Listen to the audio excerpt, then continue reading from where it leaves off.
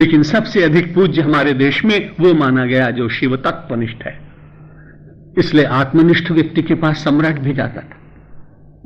कहीं ऐसा लगा कि कोई परमहंस आया है तो उस परमहंस का दर्शन करने के लिए सम्राट भी जाता था। जब सम्राट जाता था तो प्रजा को लगता था कि हां, मुझे भी जाना चाहिए, क्योंकि मेरा सम्राट मानता है कि आत्मनिष्ठ सबसे अधिक पूज्य होता है, और वह आदर्शों का पालन कराने के लिए स्वयं भी जाता था। और यद्यदा चरति श्रेष्ठ तत्तदेवे तरो जनः सयत् प्रमाणम कुरुते लोकस्तदनुवर्तते। समाज के अग्रगण्य लोग जैसा आचरण करते हैं बाकी का समाज उसका अनुकरण करता है।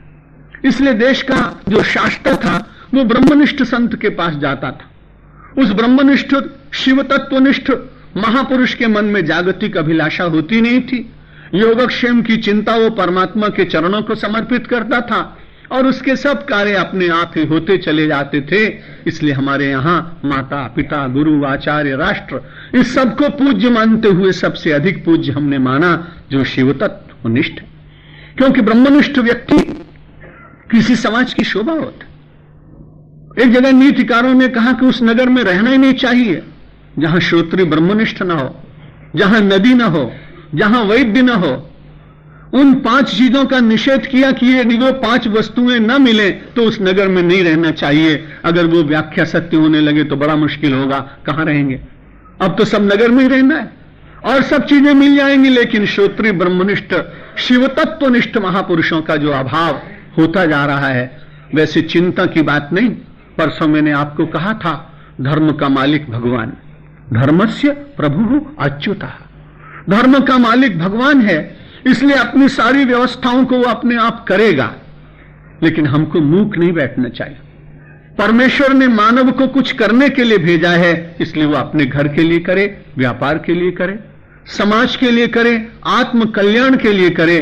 और ऐसे तत्वनिष्ठ महापुरुषों के पास जाकर इस देश की तत्व दर्शन की प्रणाली, तत्वनिष्ठा की प्रणाली को जीवित रखने का प्रयत्न करे। तब हम सब लोग बार बार भारत को जगत गुरु कहते आए, उस सारे संबोधन को, उस सारे विशेषण को, उस सारी अस्मिता को, उस आदर्श से पूर्ण भारत को वर्तमान की धरा पर प्रतिष्ठित कराने का हमारा सम्मिलित प्रयत्न होना चाहिए। लेकिन ये प्रयत्न एक व्यक्ति से होगा नहीं, समाज जब जगेगा। बहुत बार हमने कठिनाइयों को झेला है। पारतंत्र के समय कोई सोच नहीं सकता था कि ये देश स्वतंत्र होगा, लेकिन बलिदानियों ने प्राण दिए।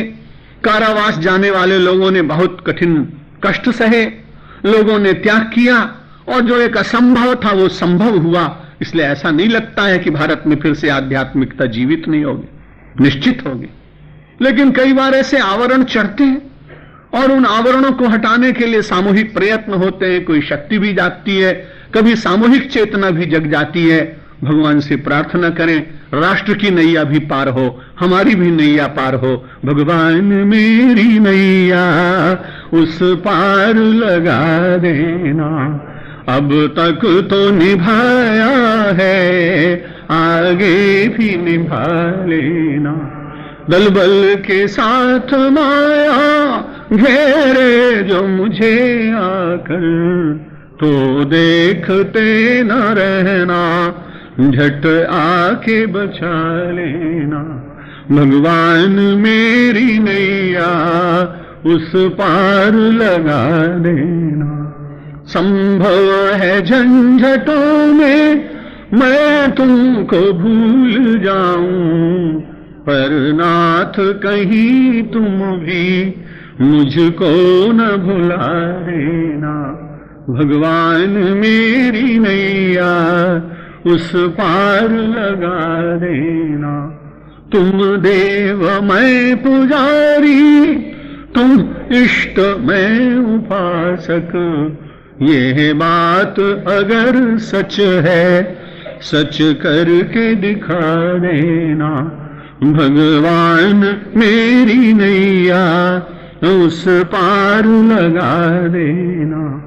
अब तक तो निभाया है, आगे भी निभा लेना।